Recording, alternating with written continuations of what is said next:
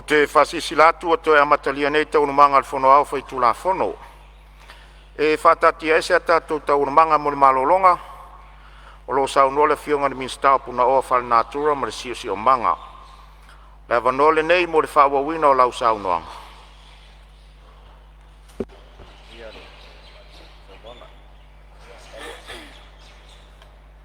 O fionga le fontalai, anatu a sao ialo le tanga sua al Palemene. O mawaise whaasinga malo sia wale whawawina Fonotaga. Taltonu e le malolonga ua o se tala ilo utu malo. La o fionga le fontalai, e whaawau pia se tala mo lo utu malo, te whaatalo whatua il pa ia o lo utu malo, sa whata muamua. Whaatalo whaatu le mamalu au whaalpenga, ma le nofo e kalesia o tato i tu malo. Tulona le selafo o tuta whaitoa mo usava valoloa. Tulona le maltupu ma le malwee o le tato i tu malo. Tulona le autawoo ma le autolo popoto o le whale upolu. Aunga whaapae ma sa awao, whaletua matausi, au wā au manga ma au manga, e o lawa i tupulanga o alo ma whanau. Pa ia o le ainga sa tumfono, e tainane si o nuu o sa le aula. Pa ia lava lea mai le whango alii, sa ia pa ia vai tutu. Le afio ali e lua ma le maupu o sa pesta ma le uso alii, ma le umai sa le aula ma lo fale tufunga o oe o le pule. Afio ama ma foa, le sa ma le uso alii, ala le tai sa seve ma le nofu a whanau. A fio tawa ma fe mata. Se yuli mal maupu mal tama leuso. A fio anapu mal tooli mo walo. A fio la o fio ngal maupu tuinga mala. E ingoa matua ya tuinga leava. Vali tolu ma inga ilua. Le mawalunga la nao si o tato tu malo. Tula ilava il netai au tono Palemene. Male loto mawalalo. Ana wo lo oe lo utu malo. Wa malama yunu ngalu Samoa yo utu tapa whalupea. E te tango whenunuti na musala. E te sisila whaafofoa yo le tanga. Whaafitai lau whaea ma lau whaaloalo. O lau puletolea wa use e iai le na fol tato tu malo. E ui le whenga iai malu itau o le ola. E peyo na iai le funga malo. Ai la ngona lava le mawhanwhana o a o tau te talu. Whaafitai sa whata muamua. O se awa noa fo ile nei, e whaafitai e tuai tama whanau o se o itu malo sa whata muamua. O lo o alala ma papa ao i so se tafo le lalulangi. Whaafitai lo tau wanga le lei, whaafitai te talo, whaafitai la o tau tapo inga. E vea fo ele nei tai me momole atuai lau whaafitai na yo ainga uma. Tu sunga i whaafea ngainga mo tau whaltua. Sunga i toi ina mo tau whaltua. Lau a fionga le tai fono le kalesia ma lau whaltua. Uso matua ngane pele. Whaafitai tele. E whaapitoa se tala. I tamali i sa mātou tau vai le whainga palota. A pito au ngafa se whaafitai i le sāno foiel no foa, i paia inga e lua o mawai atu. Whaafitai lau foi tau tua i le tu malo. E ui wo o i fungala malo lau tua tamai, ai o le ala hea whaina lea. O te pango pea, lau loto whamangalo i lau fionga, e lofa pea mo oi brother.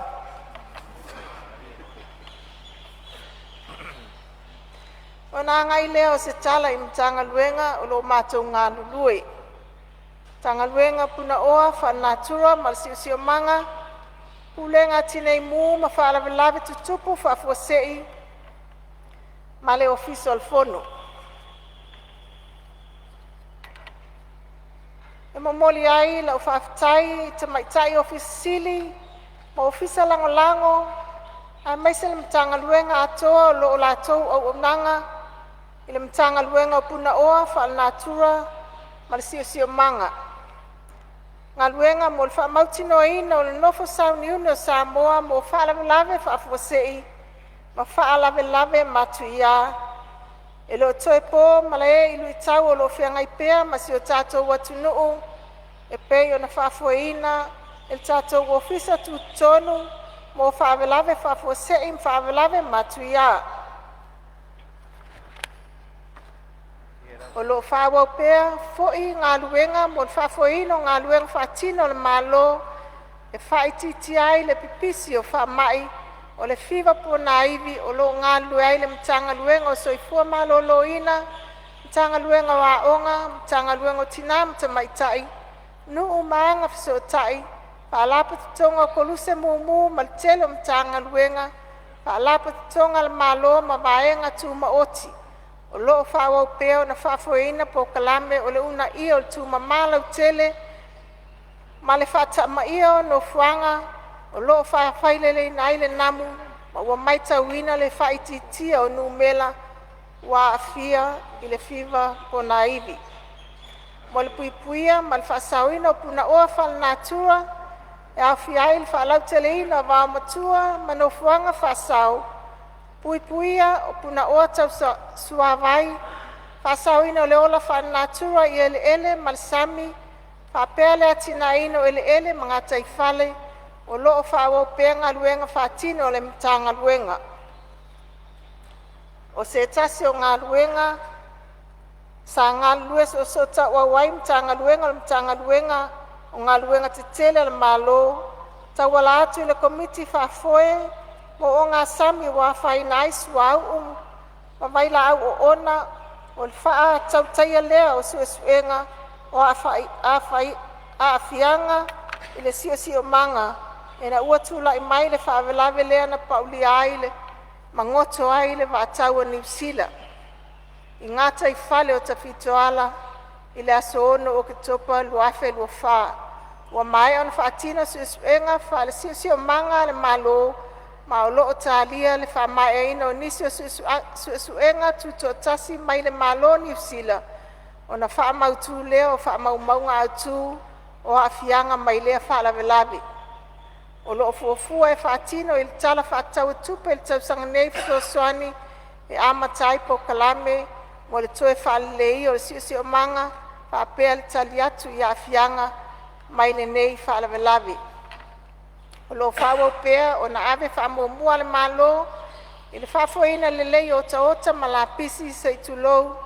O loo iai fuafuanga mo le whaalelei o le nei au nanga tāua le malo e awhi ai mai taituina le lei o le auina o le lapisi, whaafoina no fuanga lo lafo iai le lapisi ta whaingata, ma vai a ata, ai mesere mataituina le lei o vai la au o ona, e ono lama ti ai saonga le mua sua vai, mo le fofonga tau mafo le atunu. O lo whanga solo, whamae ina, ma ua whaalawi lo alo ia fuanga lon tolo Samoa, mo le tui titia o kasa kaponi le ea. Le masina nei Oketopa au lei whaatautaia le whongtanga lo na tolsfulu mo swing o le tau i Brazil i a November o le tausanga nei. O lo whangasolo fo il taim nei, wheutunga inga a tumotu la ito le Pasifika ma Australia i langa tau o fonga mo lu swi o le whongtanga non tolu tasi i swing o le tau i Australia po le tūlangi o le Pasifika i le tausanga luafe maleonu. A whai e whamanuia ina le tau fonga Australia o le awea lea mamano le lei e whaalawi lo ai a awhianga o ngaonga o le tau o lo awhia tele ai atu motu la iti o le Pasifika e pei o Samoa. O nisi o la tauna, nisi o sui mamalo ma i tu malo sa siringia tulanga i lea mtanga luenga, taltonu e tos fulfa i la tau sui mamalu sa siringia e winga i tali ngalu. Ua whaama wina le tau sanga ma o le sotai le mtanga luenga ma le komiti ngā lua e awhiai mtanga luenga te tele ngā luenga flawa inga matina te tele. Ma pulenga flawa inga le lawele ele, I se ase singa I wha mautu ai le talsanga le tu malo I le taim nei, o lo ta otos talsanga ta wala mai le pulenga o tangata ta whau mai whafo, mo se fisosoani se tasi o no fuanga tulisi, ua mai a asia, ma tu I te tono fuanga le mtanga luenga. O I lato umo, tu malo sa fisilingia, le vaenga ia o le anga ia tu iai fisosoani, ai tatia maia o tau mana onga.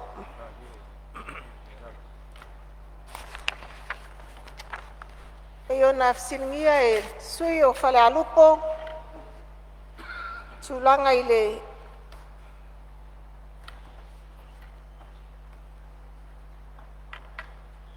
tise mas anga whaafowina, whaafitai o leo whaamawina talsanga. O lo titiro mtanga luenga, I poloketi fisosoani mai paanga, o le whaatino ino le nei fisosoani. O le taim nei o le malo New Zealand e ala mai whainga paanga ma le malo Samoa, e tali atu I afianga mai swing o le tau, o lo whaatini ai nisi o pokalame ma le sianga whaafowina. E tolu tesi malima milionga ta lau whaanganga mo le una ia, o le whausia ino le tise, po malo sianga whaafowina e awhi ai le la, ma e mo mia nisi poloketi e siti ai le numela o a inga awai.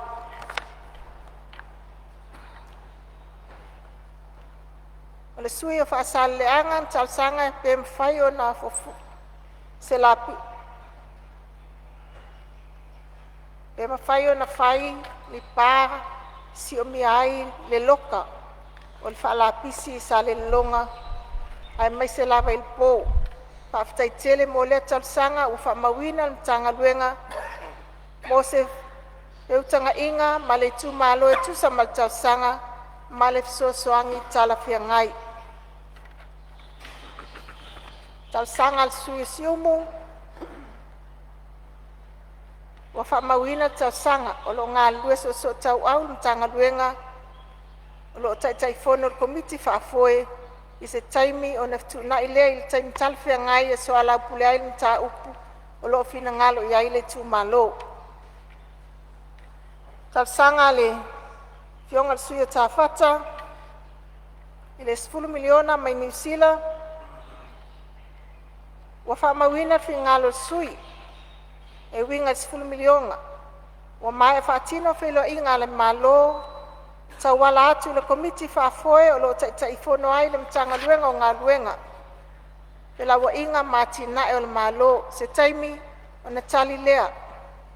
O la fionga il minstai le au te lenga o ngā luenga o lo ngā whai ma le malo ai maise o le whaatulanga ina o le 10 milionga.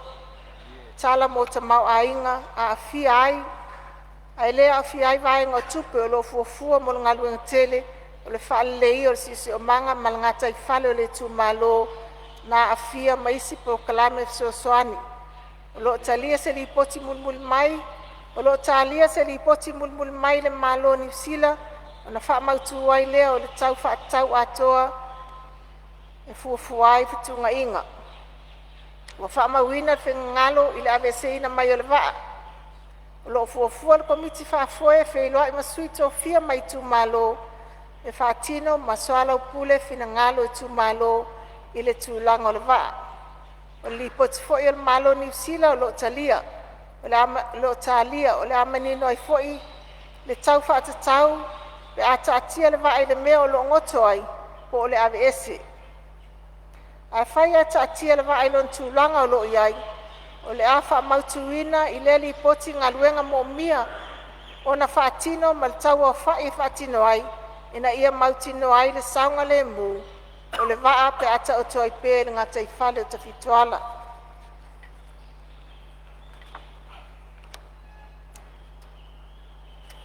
Tau sanga I le asui palau I tolu. Lau whionga le Fonotaga. Ia malia whenua le fina ngalo le minsta o lo ia le whau la vea mai sa whatalua. Ia sai tūlai mai lau whionga le. Suis fono. Atono le mala esel nai tu le mala la ufionga le minsta. O se me fi fa sa o po se me fi fa mamlama la ufionga le sa no nga mista. O me fi fa sa o me fi fa mamlam. Le sa no ia. La ufionga tu mai tai minsta. Le as mana te fa la le te no fa lele. Wa fa longo mal to ma lo fo tala tala. O la fa ia le fo lele. O te momono fa tai komit fa foi. O e ngā lurue, ili nei lava singa I pe un whawhia ngai mani tu malo, wa nei wa. O lo tau tonu ane tua oi o te fituala mwhausanga, ngā tai whale o le tu malo o sa whata. Ini mea tau tafutafa le mea tau le awa I ngāwa. O saunoanga whaalele nei tu la o le aso. Ia utalinga I whialongo. O le ale whaia whaisa o manatu. A lau tiwia wha matala oa. Tiu mawhiwhi. O te moli le tu malo. Whaftai mo saunoanga. Manuel Fon. Ia, whaftai sa whatarua lo sosoa ni mai vo I le sui o sa whata mua vātu le fionga I le minsta. Tūlai mai ro fionga. Ia, se o sa mai ro fionga minsta se tūlai mai sui palmia o lo tūlai mai. Ei whaftai, a tonu e. Nā le sosania le whiunga le sui mamalu. Ia, ono le si le vaenga lau whiunga sa tapena ele. Whamoe moe al malo. I le anga I mai I ana tali le nei vai aso. Lau whiunga le ilo, pean sa no le whiunga minsta. Lo e toi whatarini sio li poti. Ina I e toi ilo ai. Ia, le fuafuanga tal whengai. Mo le vaa le anga ilo mana. Ono peon sa no le whiunga minsta. E o le tulanga na whatatia mai ai. O e tutilo mai tu uma. Pe a tatia ai le vaa. Ai o lo sitila. Jo sa no le whiunga le sui mamalu. E sila I le option. O le ave ese. O le vaa. O le polenga lau whiunga. Ina nei peon sa no le whiunga sui ma. Ina nei ta pena e se le fina ngalo le tu malo. E le ima ea ta penanga malo. Ina nei ta I se hina le tu malo. Ini ta penanga. Ia ona ole saunanga ole nei ata ia. Pea no vai atu sa ta pena I ka peneta. Ia ile lava ia so te. Ona fina ngalo le mauta. Ta ua fina ngalo le mauta. Pea no fa fonga la fiona fa tela. Ile fa ta ua nei fa ngamalo. I manatu uma saunoang ai tu malo e fa penala o fiunga ia ina nei se vai ai fina ngalo le tu malo ai le ia mai ata penanga malo ngang fa lol ia sa lo le mau mai fina ngalo o le suis fono sa fata ia o le lava e fai fitu na inga I se awala le mal saunga le mu ia e fatino de vaenga le a le we fa fonga mai o le li fa malo e li fa do finangalo e si vaenga o e finangalo le moli fa tete le saunanga le sunga le la ofionga su parmia e mlia fa longo o le foi tu malo taluan tu pul nei fa la vla pe tu so le fa valun fono committee ali tu malo e feu tanga I nem tau me le fa tai ai le se nganga e so sofa fuanga tanga luanga pe matu te ai paul me matu tal noa matilo optionia sa no ai a wase le o le malo ia wa fose le le tu malo la fionga su palmi fa tai ia malo fa tai lo fionga le ia lo fionga su palmi pe tito e fa por sa no alguém lá dite mulher le ngang fa tai ele to fa tamal fale wale fenga ai mole ai sa tu mfon Mātou te matua tuina, au ngā luenga tātou te ngā lue whatasiai, I le āmatanga fōu. I le āmatanga fōu. Ina ia manuia se tātou atunu. Nanga whalot. Ia, malo whaftai, salo lea wa no whawhare ia sa tu ia maa, pa ia fo le tu malo la inga malos. Ia a mese lau whionga le te mali tu malo, ia le utari mamalamal malo, e tātou te whaiafo fuanga mwhatau tōtu. Ia ono ole manuia ma le saunga le mua si o manga e malo whaftai la tuatu la manu e whaua ma le saunga lau whionga le minsta. Au whionga whaftalai, whaftai le Fionga le sui o sa fatalua mo lo fin ngalo mamalama. Na o mai lea i le talsanga le sui faleata mua talsanga ina le ilo ma le tutoa pe talwhenga i le cup and credit. Mai mo mia o na tanga i tula fono lima taitai na ilo na whatautaia pe whatino. Whaftai mo le fin ngalo mai tāua tele. O lo whatino so suenga mtanga luenga e ala I whataitainga. O lo whatino I lalo ni poloketi. Wa mai a fo yon tuina I le official lo ye sili tu la fond tau whaofi mo le tali atu swing o le tau. Ina ia iai se whaavaa tau tu la fono e lima taitaina ai le whatautainga o kasa ka poni whasauina. E sui o palau li tolu talsanga I se fufo mo le pae I vailoa lea tafi ai ele manofuanga mawalunga. O whamawina le talsanga mo le ilonga mtanga luenga mo se fisosoani talwhengai e whiutanga iai ma le tūmalo ai mai se poloketi e o na mawhai o na mawai le fisosoani. Le sui o le pata I tūpā ilunga wa fisiringia na ngata I whale lalmanu o whaleanga I amu e mo mia le whale leia pe mauani amu fou tele afianga o ngata I whale mai limu pe yese fo lea vaenga. O lo whaua pe I tainei na ngā lue whatasi o le malo e ala ni tanga luenga ma le tu malo a le pata I le lato whaasau o ngata I whale. O mai a fo yon whata oto se tusi tai ala e lima taitaina ai ngā luenga o le whaasau ai mai se o ati nae mo mia. Manato se tasi le ati nae o le a whaakisolo iai ngā luenga le mtanga luenga. O le iro ilonga ma toina o le amu ai mai se fo o le awala e fo iai limu e pei o nai au mai ai le atungalunga. O le angalu le fo le amanar I malvaenga o whainga whaiva le mtanga luenga o whatuanga whainga whaiva e pei o na masani ai I ala ia mātou matawhai oi whasoa ma pokalame whaipaanga.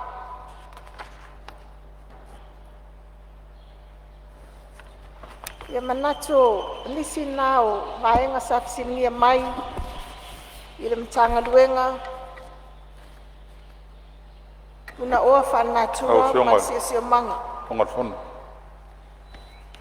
Ia Maria Fenole finangalo le fionga le minsta o lo tulai mai fa ula vea fa Whaftai, si vaenga le fionga whamamalama lau fionga whaftai le fionga le tai minsta I le tali mamalama. Ai sa whamamawhala o whamatalanga se matau pole se matau fou o la ngā whaafia le Palemene nei.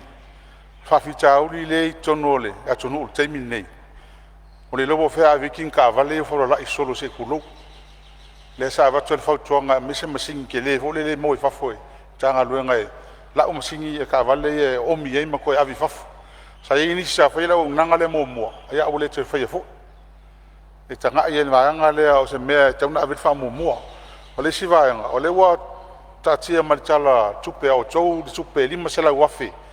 E fufu e maua mai le levi le lungo, le waste levy. Rono winga, o na o yeise whainga wha vai. O se fufuanga au tou, fua ile tupe le wa mai. Pe whawhewhea o na awa lena fsiri, maninoa. Pe whawhewhea o na tou whaia le tax. Ai leo se mea foi o le ono atiri ina tele la pisi. Le vai, mal falo la haftai. Whaftai sa no ro fionga le sui malu. Ia o lo tulai mai foi le si fa ula vea ia le sui o fale atasi sai tulai mai sa no. Se me fia fa sa o pole. Ia fa mama sa. Tulai ona sa fia I la un fala Lautele. Ia sa no. La fionga I le minsta o le menari. So tai le male tulanga le o pulenga suavai o no lisi e ale tunu le fatino le lisi le menari e folinga mai foi le lisi le lisi tangata la no foi fanua la no foi fanua ai le o matua sa ilia le mai le ofisa o fa misinonga fanuma suafa o ai le pule tonu le fanua o ale wa ifitena inga fa pena o le mai o lisi o fa nga e tangata le no foi fanua ai ese tangata e pule I whanua, o longa lua o mea o te whiwhisili ai. Le sa u fia mana o mea se fisosoani. Pe i se malo si anga o le matanga luenga la tau te extending ai e lisi. E i lisi wa expire. A su e atu. Ua extend al matanga luenga. E unoa ma le longo ina o tangata e pu le whanua. Te fia manino pe i se vaenga le tū la whono. E o iei se malo si anga i le matanga luenga. La tau te wha popo ina i lisi. E unoa ma le sila fia le tangata e ona ina whanua. E o lau tau so se natu le lau fionga ina iam whaena mau aise maa anga whamon mole. Aftai lau fionga le whangtalai. Se tūrei mai lau fionga le Minster. Ia olo e foi lisi whau la vese tūrei mai le sui palauri. Lau tō. Tai lau fionga i le whangtalai. E o tūrei atu ma le whaalo alo. Ono leo e sele saunoanga le fionga i le tamaitai Minster mai le vaale i le atu sa whata. Ai sa o tau tarangia i la o raunga. Tama. Ia le saunga le mu o tau mawha i o lo o iai i le ngatai whale o tū malo nei. I le food safety. I le tūranga vo i le lau fionga. Ona o tatia mai le taimine i po la tonu le impact o le contamination o le. O mea ia na pau mea ia sa leo te mamala mai sa longo whaalau i tele i la tunu. Ua uma ona whamama ina suau mai na ngatai whale. Ai o leo foi tai tonunga o waa nei. Wa le waa su e vaenga foi ia le Army a New Zealand. E ia le polenga foi le po la tu whea ia nisi vaenga foi e onga e la matia i le soifua o tangata. Te pe o mea i o radioactive materials. O mea nei. E au le tai tolu se furu tai fast furu tau sanga. Fato a mawhai o na ese mai i tino tangata soifua se tulou. E leo se mea fui le whai nei o na whai mai leo le se mea o na umai lea. Pe o polenga lea sa avatu se manatu. Ia o na lea fui sa iloiloina i le komiti o tupe maua ma tupe totongi. Ai tali mai le vaenga su Elias Ross. O la tau fo i leo lo o iai le la tu au nanga i tutonu le. O po kalame lea. O me la sa tau vate fo i sesi manatu. A fai o su e New Zealand tu langa i o le safety o le saunga le mu o tau mawha iai i le ngata i whale lea. E te tau fo su e tatou. E le te tau o na i te second opinion i le mele nei. Ai lo le tatou wha moe moi a New Zealand. A wha pēlo o lava le capacity a le tatou force. E te tau no tatou, e te tau malo na invest i te technology. E mawhai ai o na tatou o. Ina ia whaatino tu suenga nei. E tali mai ai le atunu ua e tatou te le o sila fia teimini nei. Pēna o sa whatala i eiru mea por mea lau o ta ape atu isi ngatai whale o le atunu. E pei o nai vaenga na sa a watu ai se tu alalo i le mtanga luenga. O no le iei le tatou vaenga le Ross. O foi i pese investment le mele nei lango le. E le tele ni whare sue whape i le Pasifika. Ai ato e tupu mai te si mea whape nei te si atunu o le Pasifika. A le wo hele to mai le tatou whare sue nei e mwhai o na tali atu ai.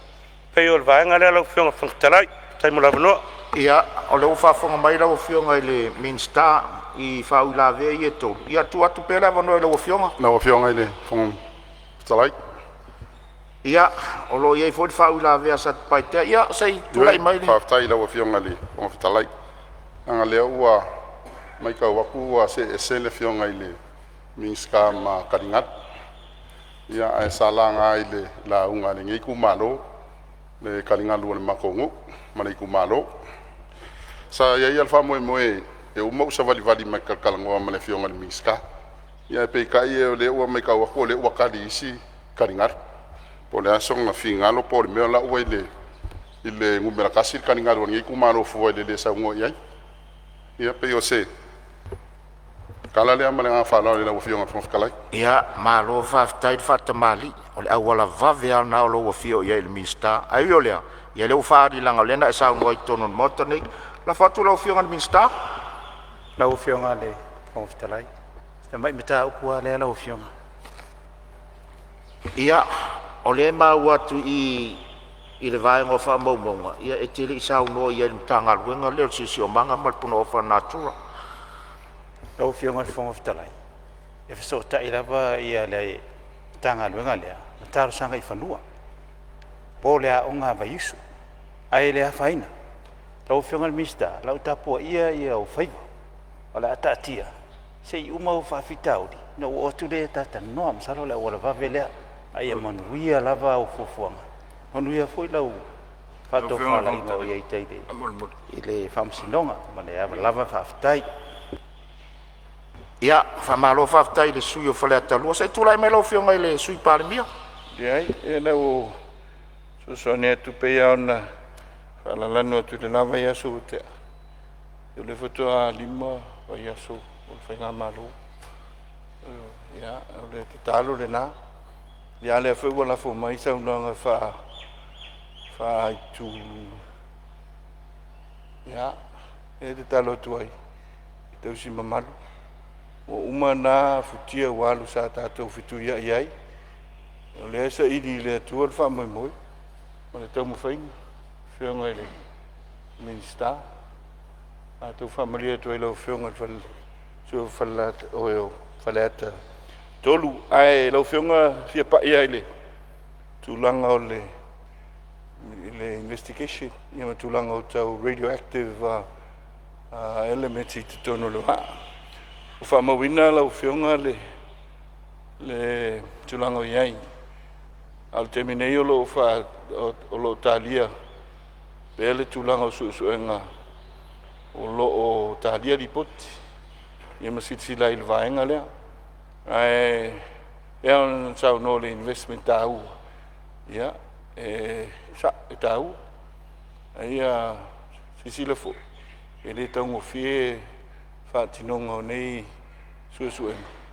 Ia, o activities fo ia e fiai tūlanga I. Ia, ele tupu so.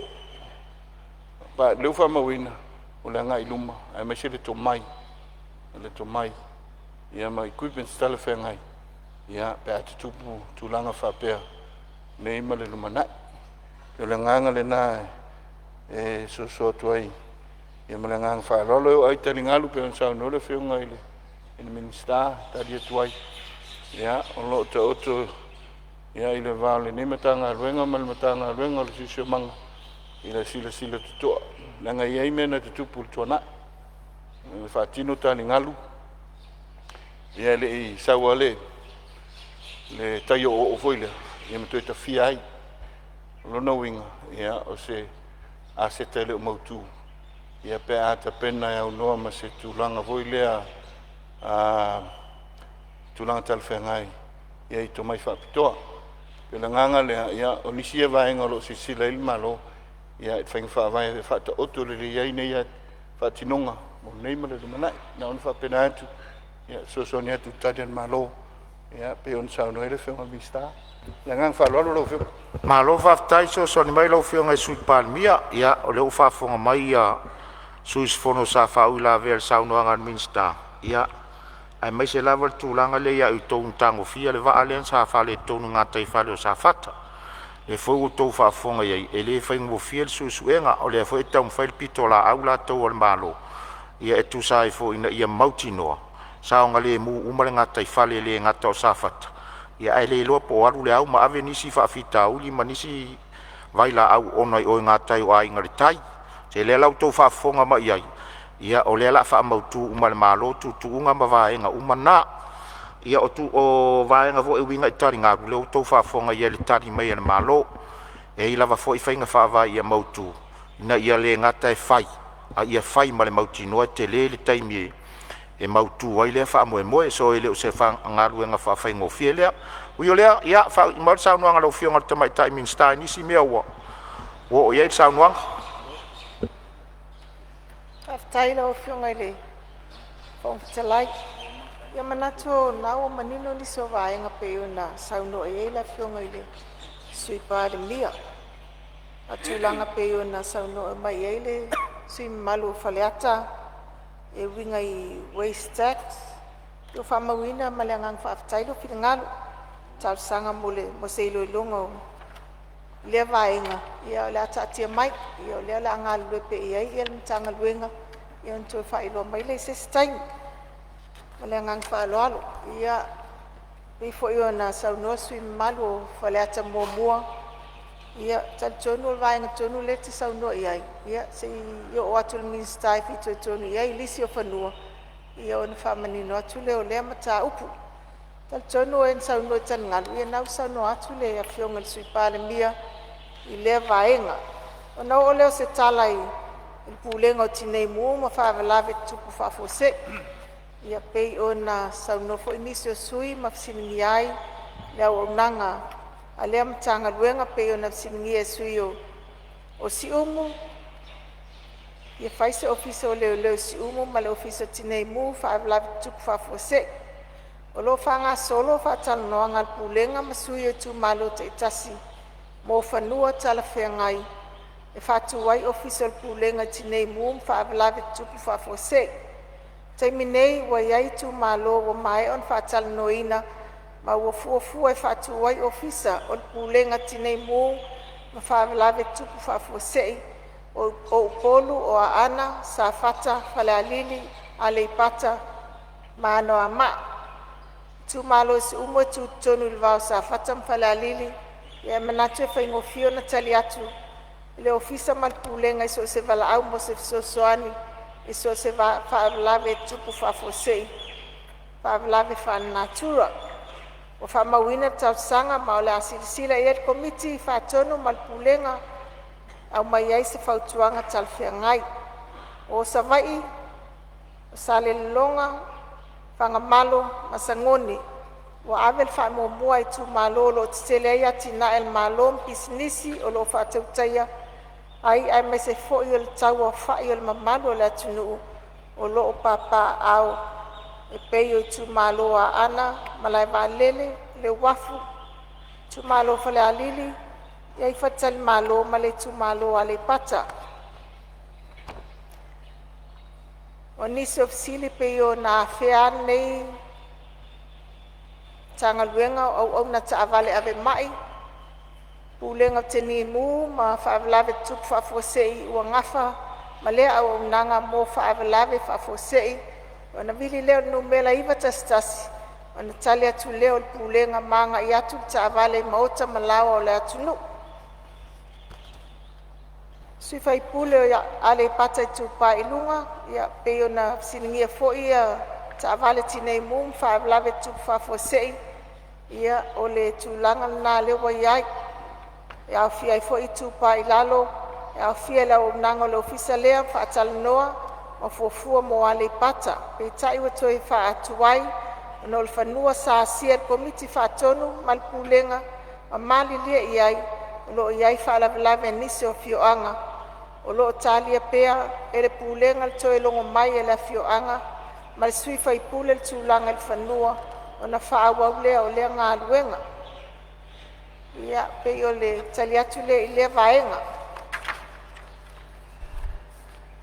ia pei ua mae atu nisi o vaega pei ona siligia ae talitonu a le mafaufau ia o auma ia finagalo pe ona fa'alia ia tatia mai o la fa'asolo pe'i ai fuafuaga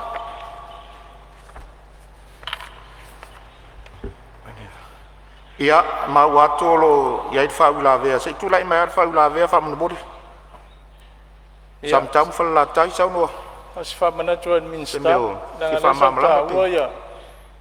E luana mataup, o le tanuina foi o ngata i whaleo.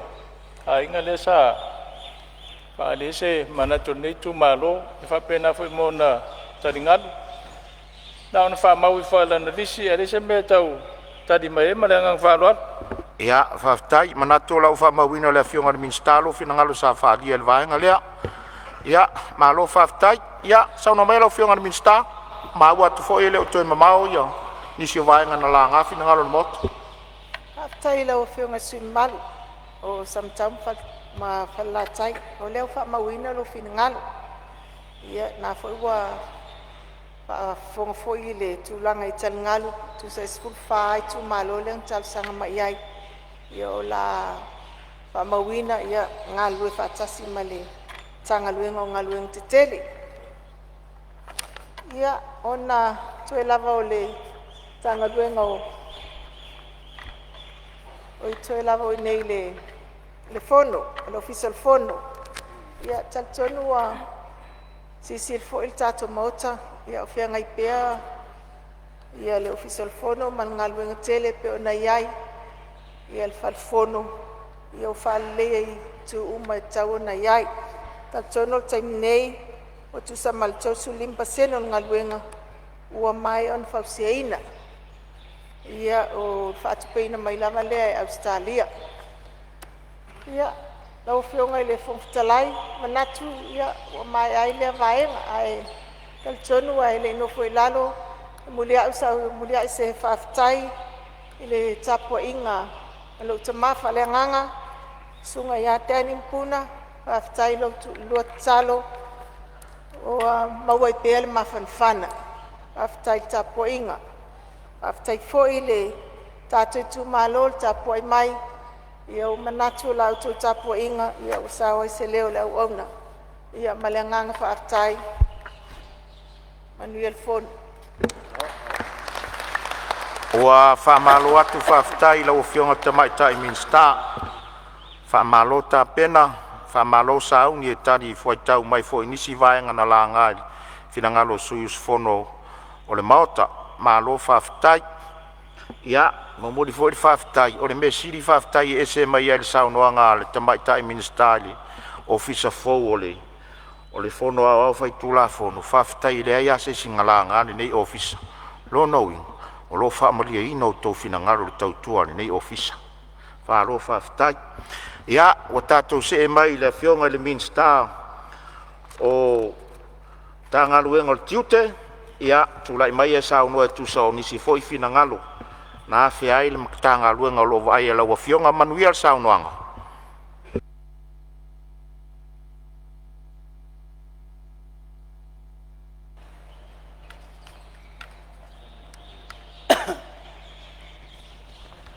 E le mawhai le la au le lei o na fua mai o fua leanga. E le mawhai foi le la au leanga o na fua mai o fua le lei. A wala au mai le fua mai o fua le lei. E taia ia malafua ina i le afi. A le foi tau te iloai la tau i o la tau fua. E le sawatu le malo i langi la tau umo e fai mai.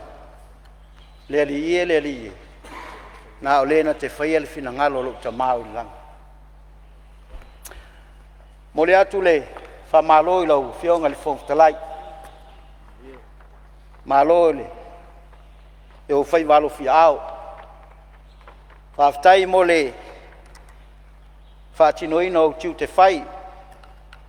O wale tau sia o le mamalu o le Fonotaga o Samoa. Ia le tau selu atu, po se selu e fa atu i tanga.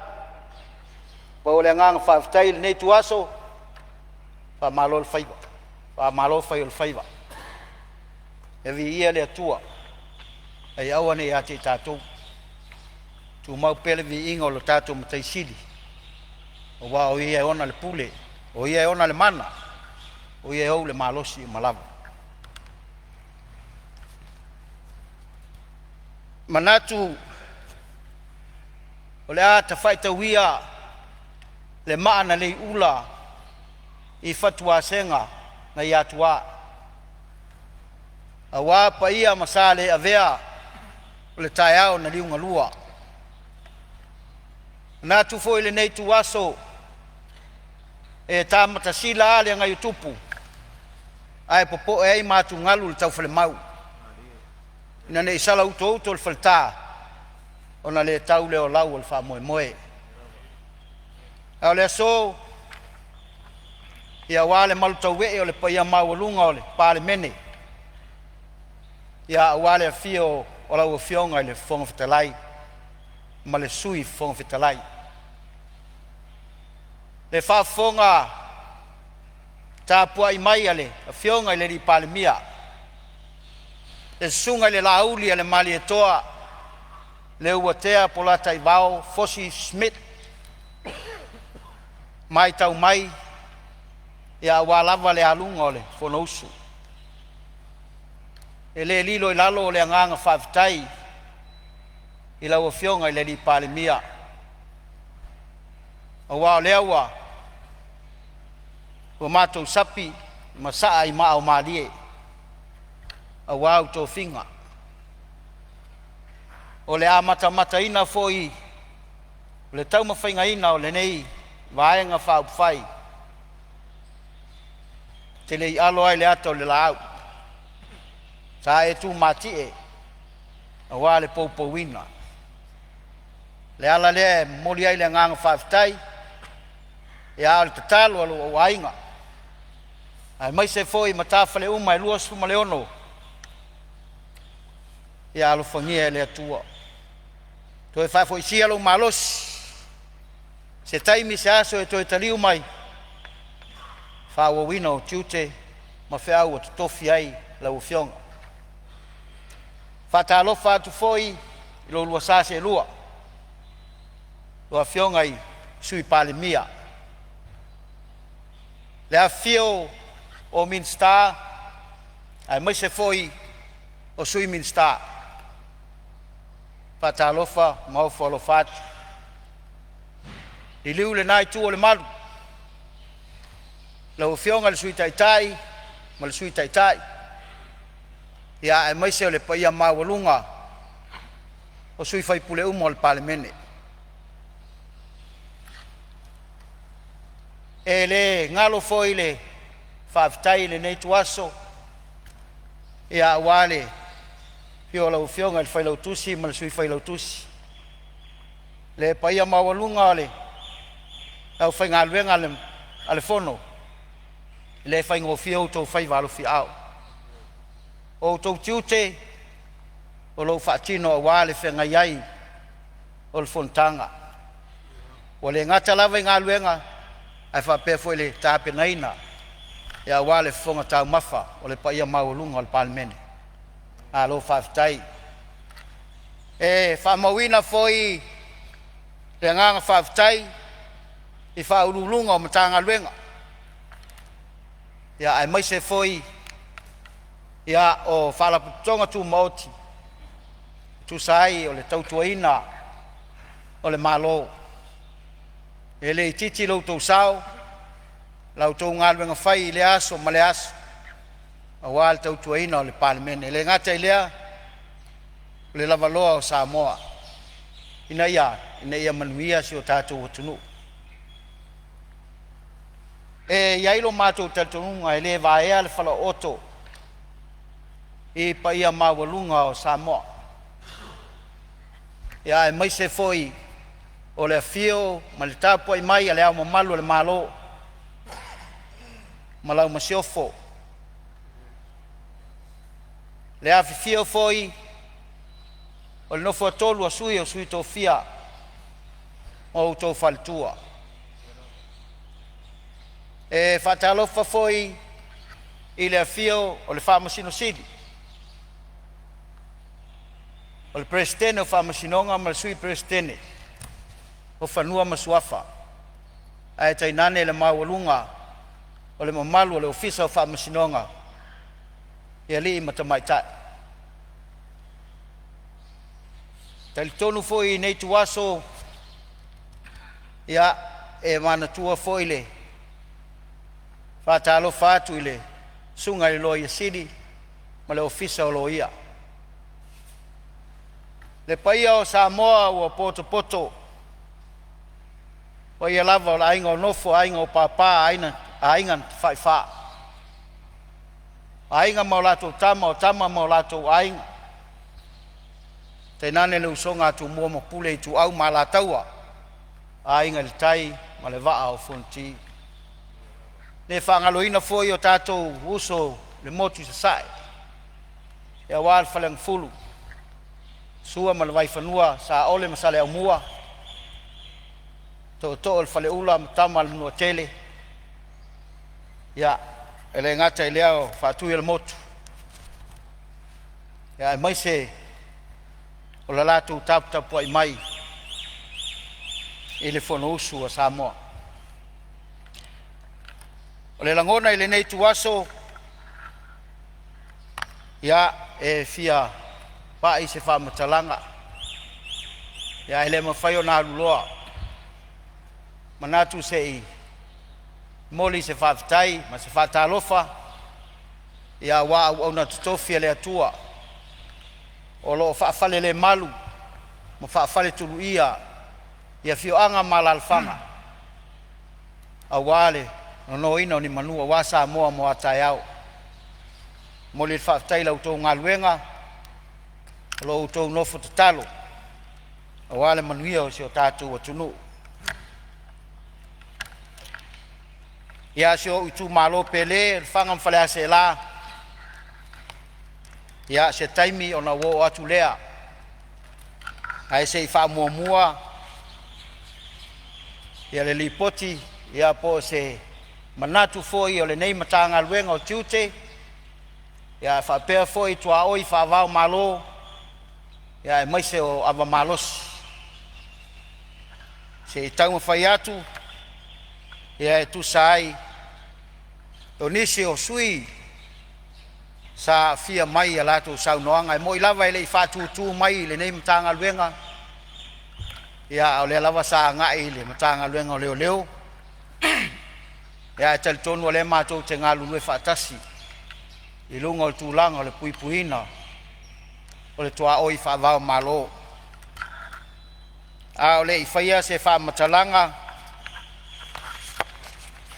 Ia e au aina o whapea atu ile mātou pulisili, la uwhionga fonti, ia male, paia maulunga o le tātou mtanga luenga tāpua i maia, se i whaisa tātou tala, ia e wha manino e fwoi vaenga uma e tusai o le tātou mtanga luenga.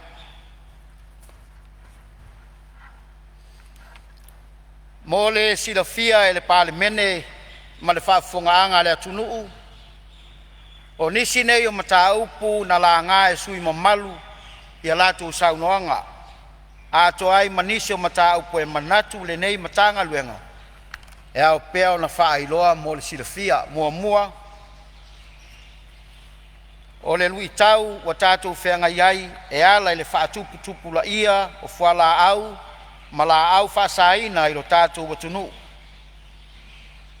Lua vaenga tupe maua mo le tausanga wha le tupe, lua o lua wha, lua o lua lima. Tolu, o nisi o mata upo e ao na wha iloa, mo le silafia e le Palemene, ato ai ma le atunu. O le tali le nei al mata ngā luenga e tusai mo mata upu na la ngā e sui mamalu al Palemene. Mua mua. Ngā luenga mata ngā luenga i le whawhita au le o whala au whasaina ma le tau o loa mai atunu mamau. Ua tele sui o le maota le nei ua whaleo o lato watu nga lunga i le awhianga o whala au whasaina. O te ioe atu i le popolenga o sui mamalu o le maota le nei i whawhita au li wa tupu mai. Ona o le tasi lea manu lautia le nei matanga luenga. O le puipuinga leo le tua oi whavao malo. Border security. Ioe. E leo toe po malae. I le whaatupu la ia pea o le nei whawhita auli. Ai mai se lawa i whala au whasaina. I le tua inga lea ua whaingoa ina o le aisa. E tele masalonga e whapea. O lo sao mai lo tātou tua oi whavao malo le aisa. Mai le o alo foi le matanga luenga i le ata o le la au. E iai foi nisi o masalonga e whapea o lo kukaina i tutonu o Samoa. Peta e taditonu e manino lawa le nei mata upu mai le matanga luenga o leo leo ma whalpui pui. O i lātou ia o lo ngafa ma le saunga le mu o si o tātou watu nuu i lona loto i whane. E leo toi pō foi se silafia i le uti o le au whainga luenga. E mai se ai mea whainga luenga mo mia le nei mata ngā luenga. Pe a fua i le au whainga o vaa lau oloa, o vaa turisi, o vaa lele,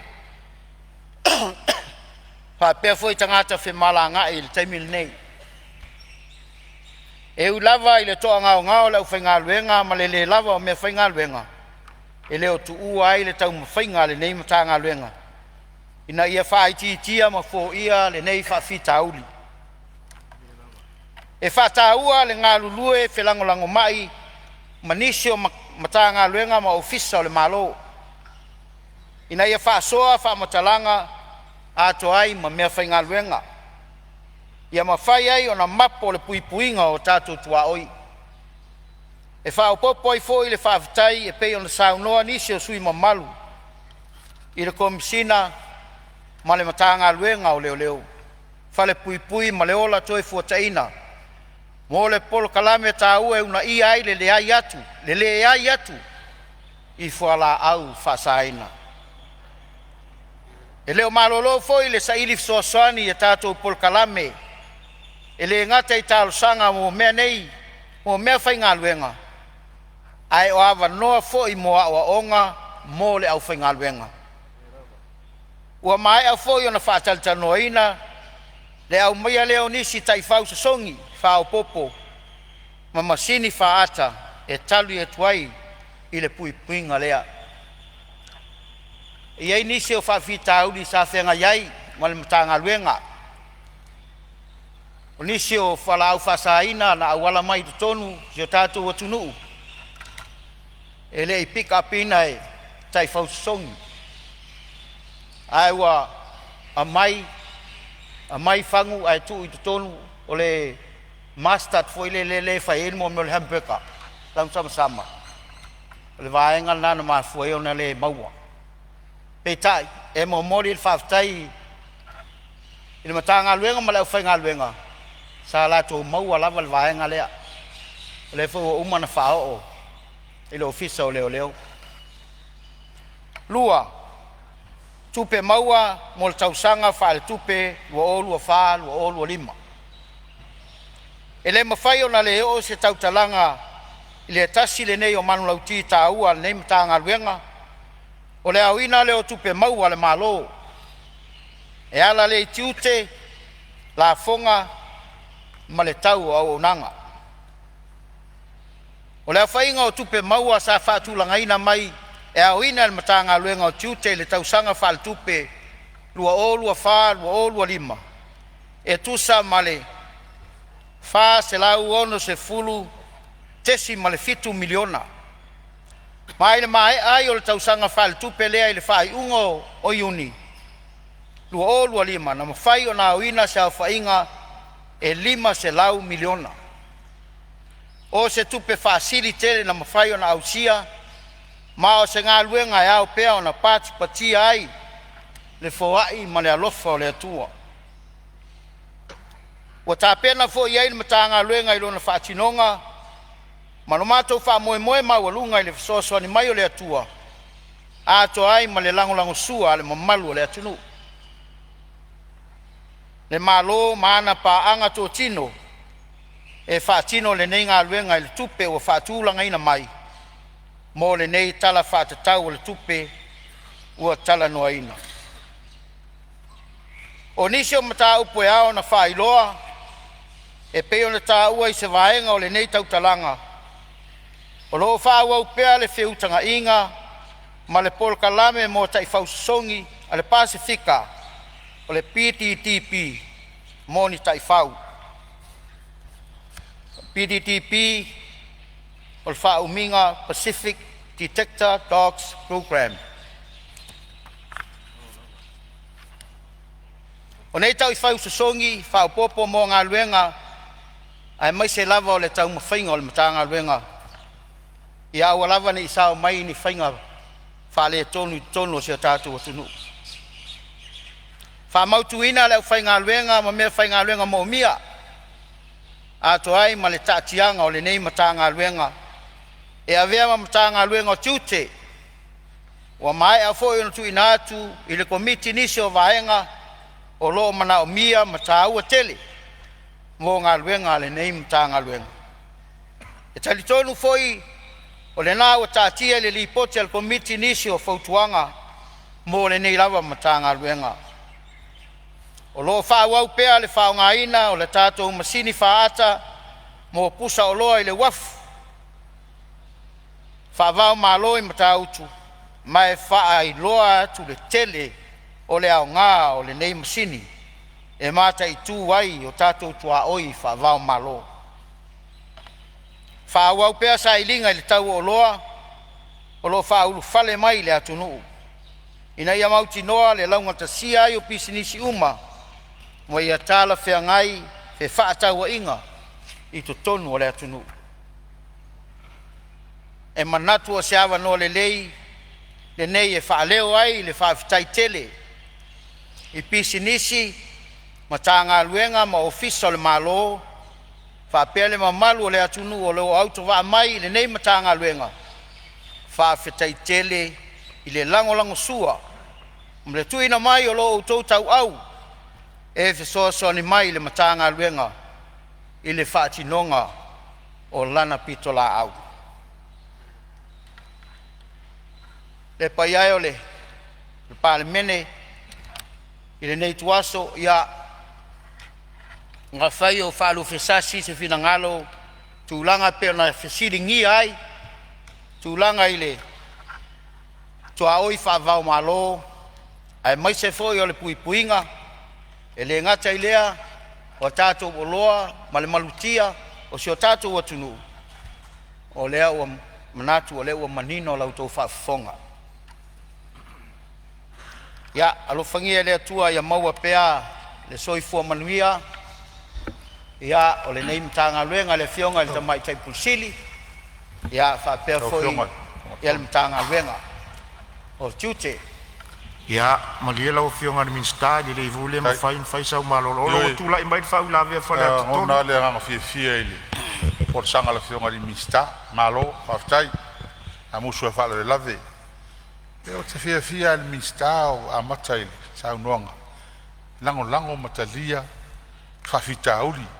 Fai fatasi e tātou fea ngai malatu nui, wala fasaina. Maloa, faftai. O leanga e sau noa. Kamu fai e koe menga ko kai fausong. Ima kua folen ka fasidi ka luai. E fai mele ofisal kupe nga li lua o le ofisal nga li lua ka kai fau. O fai atu lea. E fia kai fau kuila. Ma ese fu. Ola. Al mera lea te vai atu al tala tupe la ufionga le vaianga. Tonua lea. Kei nai. E se tu sa le tala tupe ta luai ma le tala tupe la te mai nei. O na winga. E mo o mia tele le. Toe fa popo tala tupe pe fai e se tau. Mal fea ngai ma maile ia le mtata I fau mtamo mia le si vai nga la fionga wa ol mele o le van falga ko lika port au to o tau nei on fa tu se drug control port ila lo mtanga lwenga mtata go tele mai tonu male leo mai la to umma a faina ya tonu e wa o pel falo tele nga ole au tu o fam talanga na watu ya tonu se o mai ile fisole leo Wai pi e o whakasi mea le control o le o mea mai whafo. Ia ma whaasalanga. Ina ia tamu whai ia palengi mea I runga I whai tia ai. O le matawina. Tele na maua. Ia mea whala au whaasaina. Tele ni. Ia kawa ia. Kare pui pui ngia al kausanga lea koe sa hui kua. A le ai ma se salamo. Ang koe sa ua le buka kaloka kuri si vayanga le vanga makala mai kua. Ia pe ngai vaanga ngai fa kai lava ile la nga luenga nga fa amak ia kalkong ia wai masangi ia on fengol vaanga le ai lango inga malos kele le mele ua o ku esel mtanga luenga le pura control ele o se mea le kikin mele o se mea kele o se mea konga abu fa tai ave fa mafale tato malo ia on or kele me ia fa me konka ngai la ofionga le si me kele ko nga luenga me kele port of entries awa le lua mala vale le ia mai kuila akasi ia port there port of entries le kele msalmia ele o konka pungi le kasi o lava kas fengo fienga control me ia a me se va ia va o loa ma va fa ngoka ia si ka ele kasi nga wala le fa longo si mai me kong ia ai fa malo fa kai Ia, malo whaftai sui le tima i le fionga ni minsta, ia, ia no whati o la ia mo le mtanga luenga, tula i mai lo fionga ni minsta i, wha wau sa unuanga. E moli alfa aftai telele. I le sui mo malu. Tā ua i o lau fautuanga. Ia o lewa foi on tātou au wai il komite o tupe. Ia o le fautuanga alea pe a o atu foi le mato mtanga luenga i peona iai. Nga foi tausanga walu. Ia ua wha mawina le fautuanga i peona e saunoa iai. Nei tuaso. Ia ona manatu lea. Ia se fai sau wha matalanga i seo utu malo.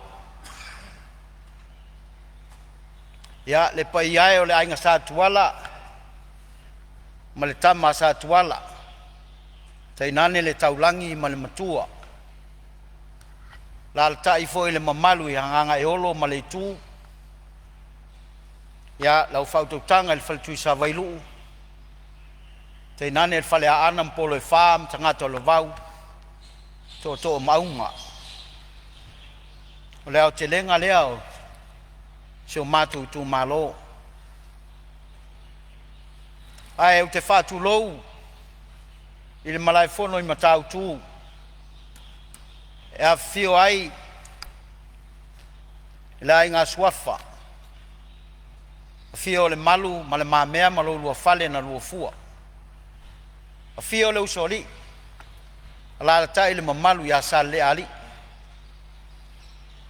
Te fatu lou foi malai fono i vaiana o lo fa ma vai i ngā ngai fo le vau. E su ai lau sunga sua. A fio ai le faumuina. A fio tua o pepe o le maupu. Iau foi le ngafa. Ia la tai le mamalu ia ngā ngai fo le vau. O te whātu lou foi le malai fono i mata vai i maloto ne. I sa vai a e a fio ai fui ma malama. A fio tu sani le whai ao. A la tai foi le mamalu ia le ateri i whai ngā. O te whātu lou foi le malai fono i le pau ma ta whanga manu i ta whanga manu. E a fio ai tuala. Fio ai tu sani, a fio le au pepe. A fio le matua. La altai le mamalu i asa iauta. Te whātu lou foi le malai fono i sualo ma vatia. I sa whātoa e a fio ai le paiola inga sa tuala. Le uso ma le ailawa. Te nanele. Mamalu ia te oetu i sa vailu ma le nofo i tu ainga. Lau tō whā tui mai awa o te whaipaia. Lau whitalainga masina lupe ma lau tū lau niu. Lau tō whā whinau o le la au na whau a ana. Lau tō whā whio i waa o le tapau whanua. Maisa le mamalu le nofo i tu ainga. O te whā tū lau foi malai fono i muli vai malalo toa. E a fio ai e taulangi ma le matua o sa tuala. E fio lau fionga le atua vao. Fio foi lau o fionga va fusuanga. Ia le fio le paia le ngafa. Susu sa maila. Ia e tainane le mamalu le fale a ana ma polo e fa. Tangata lo vau to maunga. Ia o te whātu lou fo il malai fono i tanu malala. Manatu ia o lea ua wala au lea tua i le sunga il whawhenga inga. Vele nei tū lai wha maise atuai ia walau tō whaiwhe au sa au tō wosi whenga inga ua wha manawa i lea tua na ngā luenga. Ia maua pea le toa file mu le paio le kalesia sunga ia wao ma fionga i tia akono. Le ngata i leo le paia maulunga le pulenga sunga le toina ia whapea foi le mamalu o le matanga luenga ana. Ele titi le whaafitai ia e tusai le nei aso ma le whaamoe moe. Ele mawhai o na ngalo e tāpua inga nai o mātou a inga.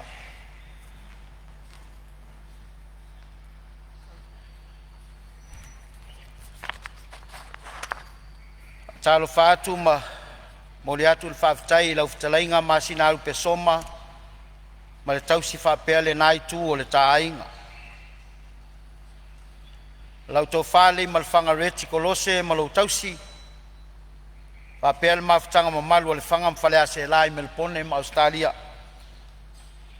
E le whangaluina foi lau whionga le taitaifono o le fast i Brisbane lau tō lau whionga tapuala ma le whalitua whapea taitaifono ma matawhale mai lua suluono al tātou ainga. Ma lo lango lango, ma lo le whamaupopo, vi ia le atua e le tautautua matavela le ao ma le pō. Li wane i le isi tua le kelope le ai o te roa whafteitele i lau sunga le toe ina malaki mo i awa ma le whalitua i aro salili. Lau o whionga lua whale paunga ma le tausi ma le ainga. Lau o whionga le malu le vi ma sinalu petini ma le ainga. Lau sunga mo i maunga manatu le lei ma lau whalitua. Ma lau por kalam me whaasal lau. Whapea lau tō whāwai vai ma le malo vai fōu fia me ma le whalitua. Whaafitai tele le langolango ai maiso le tō au mawhola e ala i lo tō maau na tō whisoa soani mai ai le tau mwhainga e o le whainga pālota. Ele ngalo le whaafitai na iau ainga na iau tua whaafine ia whapea foi le sunga ia pasta apela amo ma le whalitua ia sara. Loutou wanga le lei ia o lea ua sapi ai ma saa ai maa o maali. Malo whaafitai tatalo. Le titi foi le whaafitai tele ia i whaafengai ngā uma, whaafengai ngā taulangi na si o mātou tu malo. Whaafitai le nofo tatalo, whaamalo le onsai. Whaafitai lau whilinga. O leo au tau toi filifili ai, lau sui whaatau waa. E tu lai mai e tau aveina, ma vea mautou au auna. I tu tonu al Palemene a Samoa. Tali tununga lava i lau tangata, wha mea e mafua ai, o na filifilia al tangata. Whaiala utala wa mua mua. E wa ai le au, le tu malo pe yei se tupe. Pe maua le sui se tupe. Lua. Wawai pe alofa le sui. Tolu. O yeni ngā luenga u whaatino. A toa malona wha. Pe matau le sui le atua. Ia vaenga tā ua lea. Ia e pe ono whailo. Ia. Se o toa lua pe le. Se ma whanau. Ia e ui lava ina sa e. Le manatu lava i nei tō whinga ona le tele o mea alu. Ia ai whawhitai. Te manatu e ui lava le tau mwhai o le tangata. O le atua na i e filifilia le tangata. Ia e ui lea, ia. O a mea ua. Wha mau mau. Ia alu whangia le atua. Mau alo malos. Ia alu whangia fo ia. Au whionga le malu teo masoana. Ia whapea fo ia Save MJ, ia mai Alexandra, ia ile ngata ilea feitun manoa, ia vai luanga o ana matua masanga, ia whapea fo i Fred. Alo whaatu mo utou, manuia lo tātou tu malo, whaftai tele lo utou langolango, ia lau whionga le whonga whitalai, ia ai mai se fo i lo pa ia maualunga o le Palemene. Ia tō mai manua le atua. Manuia le whafoefoeina o le tātou Fonotaga. Manuia fo i maua se whina ngalo o minsta ia awale Whenga iei mo lātou tiute ma tofi fau. Ia manuia le nei aso, le alofa maleanga leo le atua, whaafitai. Ua whamalo sa unoa la wafionga le minsta. Tanga luenga o tiute. Whamalo ta pena. Ia o le ua manino le lei a fina ngalo o suis fono. Ia sa la ngā mata au pue whatau mtanga luenga o tiute. Whamalo ta pena la wafionga i le tamaita i ofisa sili ma le mamalu o le mtanga luenga. Ia malo ngā lue mapuno wa i mo le tautuaina o le atunu. Ia manatu o le alava sau le whaasolonga. Ia o le ua tātou o mai le afionga i le minsta mtanga luenga o ele. Mafua ngā whanua. Ia tūlai mai ala wafionga le minsta sau noa. Tu sa fo i o finangano na whaalia le talo le tupi. Mare nganga whaaloa.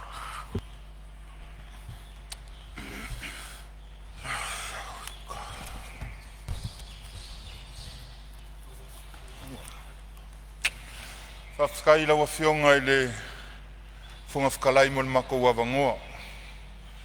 Mga kua e le isi ia le waa o le ngei ainga e spaikele. Mani ngei maka ngā luenga.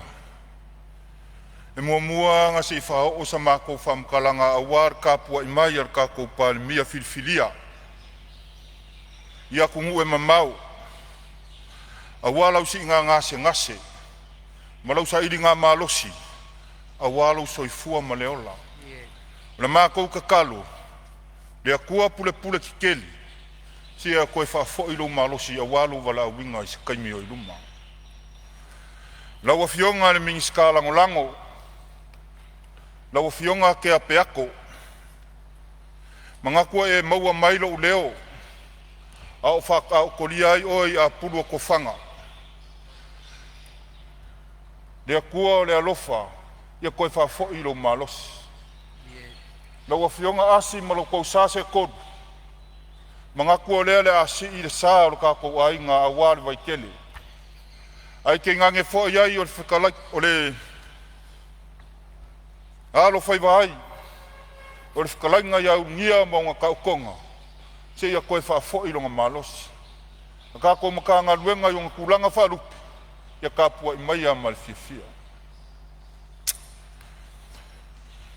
Mga kua lele ua umao ngā ango le pula e pe o le kala e le malofie. Ua mapu foi ki a lolongo le whaalele ngā fulu al mangula a wale a so ma le whamoe moe.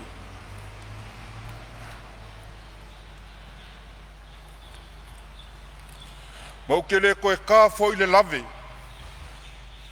Ma leu le ofi. Ai peo ki koe kaia foi le ao ngai maungaloa. Nga kakalai le ka afi kua lua.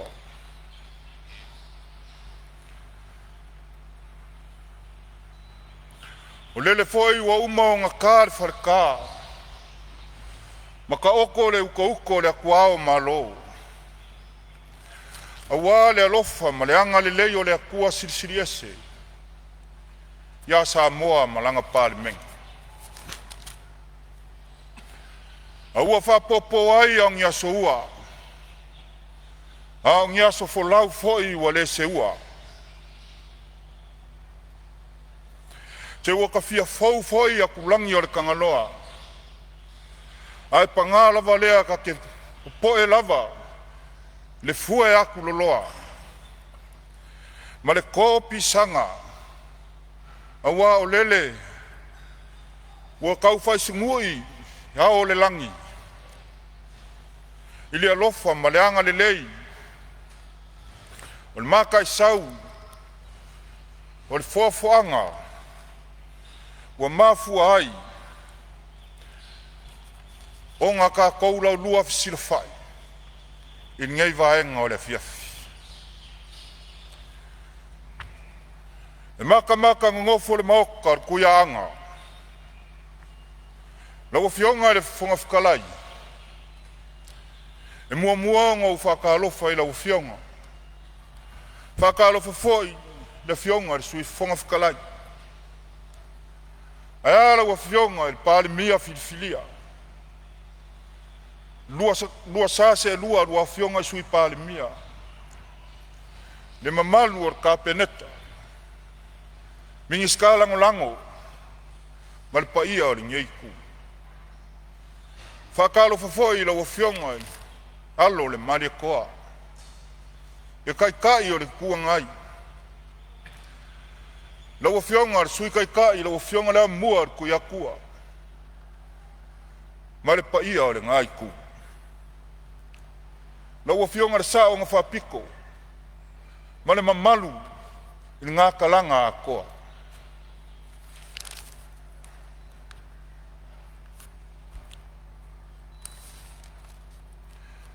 O ke whākulau foi, i le whio la wafionga i le au mamalu o le malau masiofu. Whākulau foi, i le whio ko wafionga i sui mamalu o le fongo o sui kofia, mau kou whalkua. Whakalofa ma whawhei loa, la wafionga le whamasingo sili, ma le mamalu o le whamasingonga. Le peles kenge whamasingonga o whamua masuafa. Ali i makamaikai o le whamasingonga. Le ofisa sili, ma le mamalu o le au whaingalue. I whakaro whawhoi,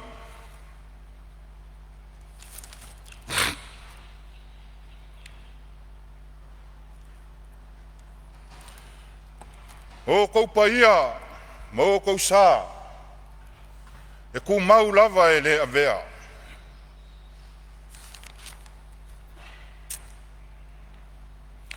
Whakalo whawhoi, paia ma le mamalu, whaululunga o makanga ruenga, pisingisi ku maoki, alo kako malo. O kou lava, e kua iai, le malo a wā kako ngā ruenga whai. Malo ngā luluei, malo a fua i lau a maua. E le whangalo inga foi, le kāpua inga kakalo ma le whangongo mangu. A le au whai ngā ruenga le akua i so se whakawhai kaulanga. Ia manguia whaiva o lau Palemene, a wā Samoa malang kāpua inga. La wafionga le whangawhikalai.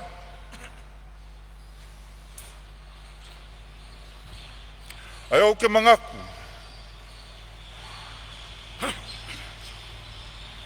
O paia ma mamalu. A wā oe whale ma ukuangiangi. Malai ola mga fuanga. O kai aula ia o le kalalilei. Ele ngalo i le anganga. Masulungi ai.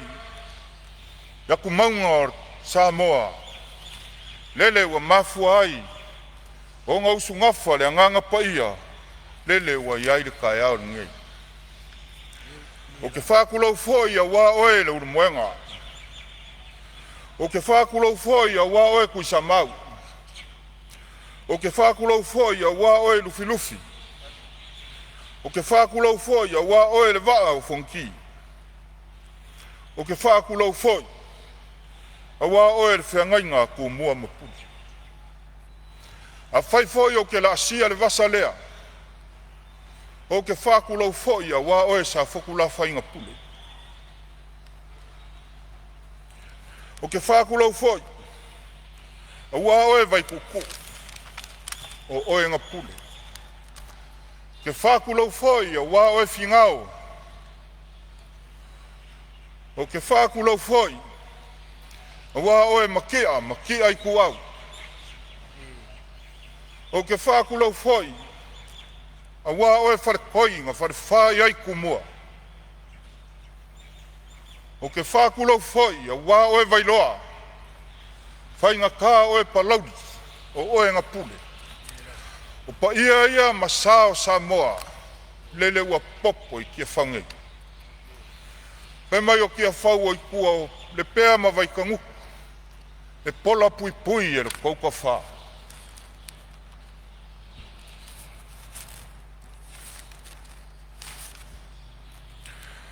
Lau a whionga e le whangawhikalai.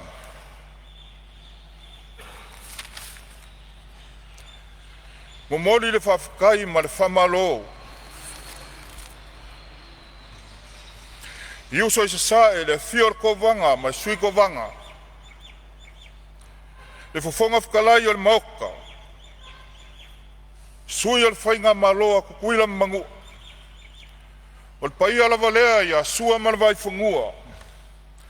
Fofo mai kulangi. Ma le lau ngiunga sa e lua. Ai ke ngange ko o le mangu ke. O ngā mākou mangaku lea. Lau a fionga le whonga whakalai. Samoa le aku ngukofi. E a maka mai ka i le maka whangua i saua. Se ia pā ia le siu whangua i sare uko. Lau lau. O le whaleanga fulu o le whangua. E maka whangua i kula. Mauku mea. A siu whangua i le lenga ma se lenga kulou. Lau lava. O kumua o le moka. E maka whangua i le maka makangi. A siu whangua i kula kula. Kulou. Lau lava. Pule ongo i sa la whai. O le whangua. E maka whangua i whanga poa. A siu whangua i kufu ma kuloa. Kulou. Lau lava. Lau a whionga i le whonga whakalai. O paia ngā ma mamalu. O Samoa. Mai pou masame se ia pā ia papa. Papa uli i filim pule kuu. Ngā kauwilo ai. Mangu o malo.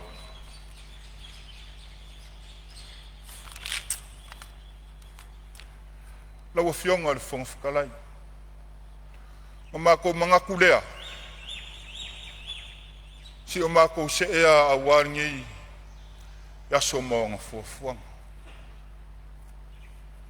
Mo moli le whawhikai ma le whamalo. Paia ma le mamalu o le mau kafongo. Oe sa lako wawheri ngei a inga ma le ngei maka ngā ruenga. E ala yo kou manga onga. Mau kou whaukuanga. Mga kula wa whionga le whonga whakalai. O ngei maka ngā ruenga. O lea whaka a maka ngā whausia. O lea whaka a maka ngā kūwhakasi ai ele sa ilalo le Westkeki. Samoa ma le MNRE. Momoli le ngā ngā whawhikai i kumalo e ongo. Ngā la kou mangaku angi. O mangaku efo. I whawhi ka auli. Ao ngi o la kou vai. Ngā whea ai di ngei maka ngā ruenga.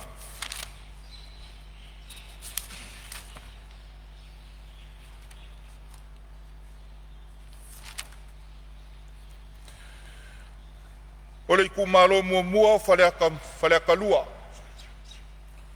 Kumalo e lua whaleaka mua. O le kumalo e kolu o sanganga mua. O le kumalo e wha, whaleaka wha. Ma le kumalo e lima, vai monga wha. Lau whionga le whonga whakalai. O i kumalo ia, e kanga kukusa uma o lako manga onga. O lako whaukuanga. O le mea lel mamalu o i kumalo wa uma o ngā whēringi a inga e peonga o whamalawinga. O lea o whamawinga mareanganga whiawhia. Whaukuanga ma manga onga. Le aki kilo iai le pulenga maringei maka ngā ruenga. Ia awase anga i iluma. Mo le leior kako wakungu umai kumalo. O le kumalo muri e ongo iai kumalo. O le kumalo o le fionga le sui Palemene. Ango ama alua. Ma ko mangaku lea la wafionga ile li faipule. Po la wafionga le sui kai. Le amo mua ar kuia kua. Le amako kau mufai e kali aku. Se vai o le ngei maka ngā ruenga. i kusai ma le whaafisi.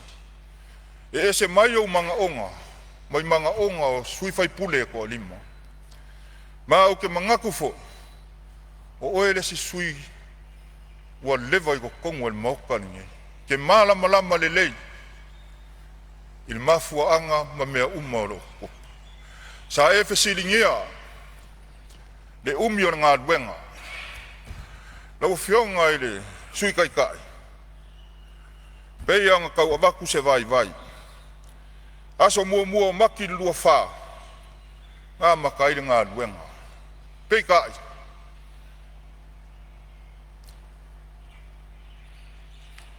O le vai kai mi kongu lea yang wali ya maki. Ele kau fesilingia. Vai kai mi le whianga e lo kako wa kungu. Ma le leanga o le kau. Ma ko mangaku kasi lea mafuanga. So mai malesi mafuanga. O le whakuai o waa. Mo le awinga mai o. Mea whai ngā luenga. E whauai le whale. Ma ko ke le alo fo i se aka o se la au. A wale whawhesili ala wa fionga. Ma le longa kodu. O le koe whau popo. O maa singa e kolu. A wale whausia inga o ngā luenga. Ma ko ke le alo i le aka o le la au la wa fionga. Le sui Palemene. La wa fionga le sui kai kai. Vaenga longa wha o longa kodu. Ia peonga mako kau whaiaku. O le leanga o le kau ma le kuai mai o mea whainga luenga.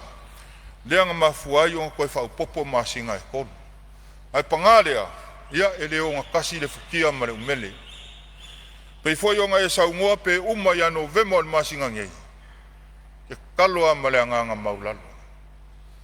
O le foi wa ia le kuku ngai fa uma le masinga November ngā duenga. O le foi wa uma ngai ia le fua. Afa pe le maia. Ia o le a koe karusanga le masinga e kase fa uma le leiai. Ai maukingoa e uma lava i le kausanga ngei. O le kali aku lea i lau whionga sui kai kai o le ikua ngai. Lau whionga i le fonga whakalai. Wanga o le pau ia o. O whionga i lau whakalai. Sea manofi malama. Ia. Se on sai me lava lau whionga de minstao lo i e whau la vea le whionga sui te tai o le ikua ngai sa i sau noma. Ia moan mori whaftai le whionga minstao. Malo whaftai mori tani malama ia vaenga. E isi tu ia sanga e tuet fisiti. E pe eila se whapoponga tupe wa rewa. O leo whapopo aso. O le mai ar ngā luenga le taimisa whaatulanga inga. E mai aina ngā luenga. Ai pe toi whapopo la le tupe. E le tongi le company le whaia ngā luenga. Ia le mata ut fo ia. Tonu e pe fo ni whaasalanga tau tupe la le whaanga inga sa osia. O meu penalty cost foi o ngalo o não faz tua o ngalo e vale mau e ale pena sa no lo fio ale mai a novembro e tu fa po foi isi masin e a pero tu langana a wai e ala fio ngale so manu le me fala ta dua ngasa mal malama le ngalo ngale e a tono so so di mistake. Ia, maro sa no olo ia i foi le fau la ve mai fale atasi sai tu lai mai lo fionga ile sui uso fale atasi lai me on ma o sa afia la unga le sa no mai le fionga minsta le mena ni pe ole anga i ole a sa no mai le minsta lands and survey ai o te faftai o te loa lo se nga lo fa ngofi ma le wa lo tau sanga fa to ato e fata oto mai lea i le dance and survey. Tu fata se malsalasi. Andai motunga afasa mana tuelele yesi la fia la ufionga minsta.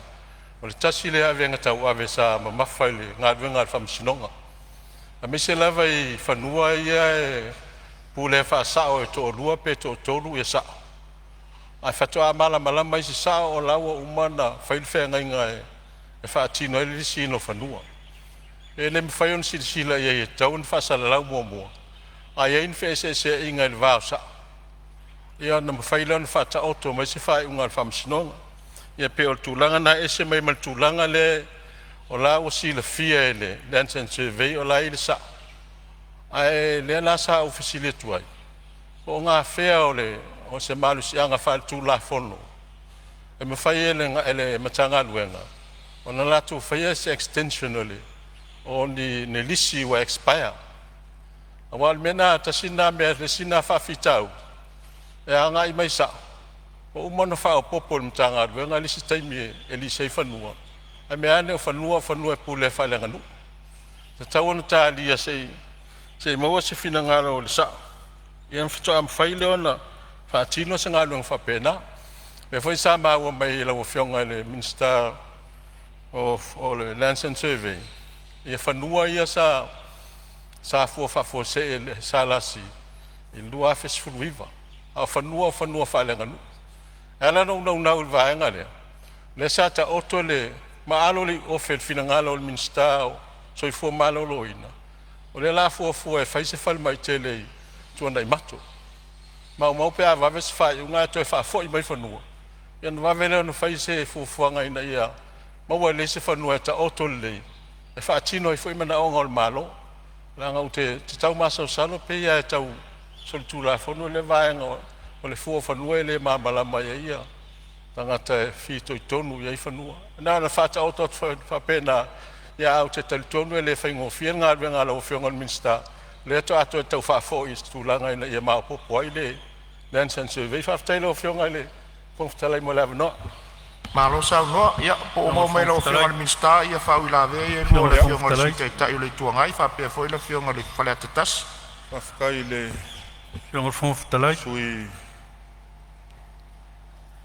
ia, o loo iai le whau i lawe a le vai maunga wha, se tūlai mai lava, se on sai malawa lau a whionga le Minister, se tūlai mai lava le sui o vai maunga wha.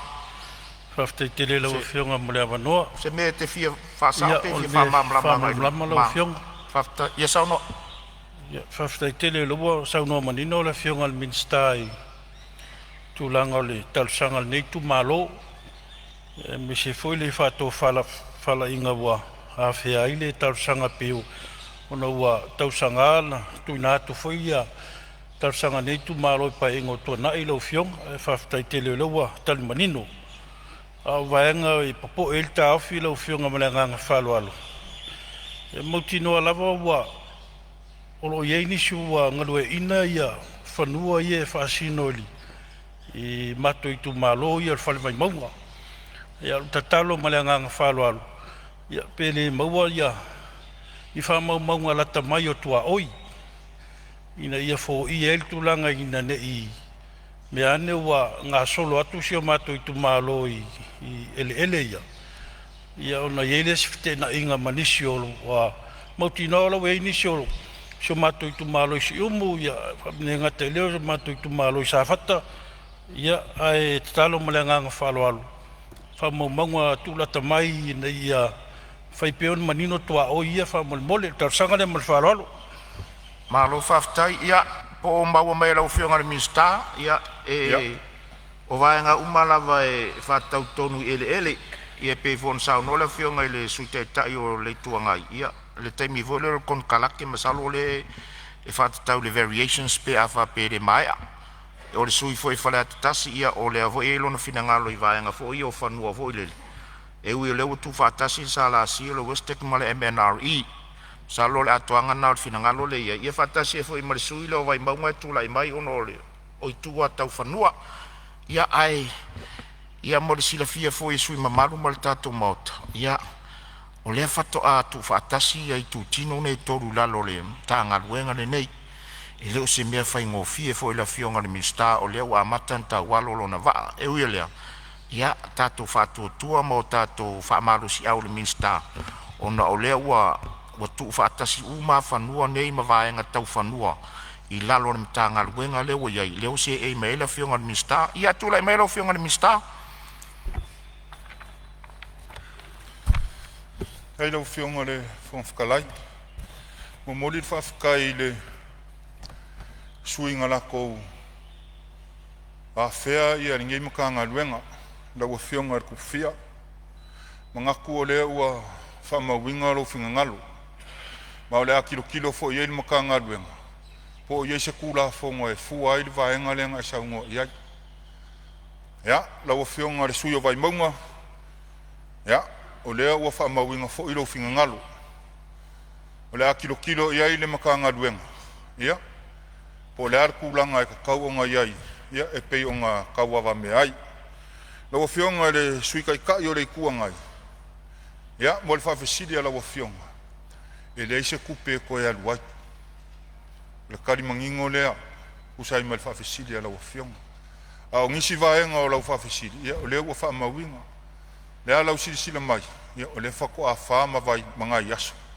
kaluanga o se e inu fo e fakua kua ko fo ingale mako nga luenga le anga o ko wa leva ko kongo le mauka ia sa mako kari aku lea ma le fa alo ye nga fea ngei makanga luenga la o fionga le fonga fukalai o nga fa ngaka ile io sa mako fa mkalanga ya lai ngei makanga luenga ma ngei ainga ai mako mangaku o se avangoa le leile ngei se o mako wa feai la fionga le mingska a wa fo ile ka wa me ingo le kala kupe la o fionga le mingska kupe mo moli le fafka kele a wa le se lengi wa uma nga ka wa me mo ngei makanga luenga o la mako fa nga ka a wa ka wa ki nga enga ngei makanga luenga fo mako mga kulera wa fionga le fonga fikalai se avangoa pu'ua lea se ua fea lo ikumalo le paia lo ikumalo yo nga kulanga faalupe o kou paia mo kou sa ea maka mai le fioanga e paia le fioanga o sa maunga le fioanga o le fangoali le fioanga o makavai le fioanga o falekangaloa se ia pa ia le fioanga o fakuvalu o kou paia mo kou sa o whainga ka e kou ke malu ai ku e fia o Samoa ma kou ke mangakua o se hia e ka kia i malai o uma o nga aisa e le mawhai o nga koe au kalainga e sesi e ku maua e o le whavavau. Lea wau koe kulai aku li paya inga longa rua la kou pule lea, o la kou whaalo alo lea. E le ngalo foi le ku malo e lo ma kou whakauwa. Ma kou karikong, e kou makua whai kama. Wa mea uma o le a, kau mawhai ai le ngai ngofo inga. Ea o le ngā ua whamamuru aku ka kou polo keki. E kua iai lo ka kou i ku malo. O mea ua au iai le whaasoa, mga kua lea laku le whaasoa le malo, mo mori aku le nganga o le whaafikai kele. Rua o sa maa kou whaafikai, susungai whaafea ngainga o lo kou whaafale le maru, ia whioanga kai kasi o le kako i kumalo, whaafikai ka kalo. Whaafikai kua kuri le ao, ma le pō, lea ua mafuai o ngō koe kula, e whai masui o le i kumalo, a wā upu whai o le kako o kuma.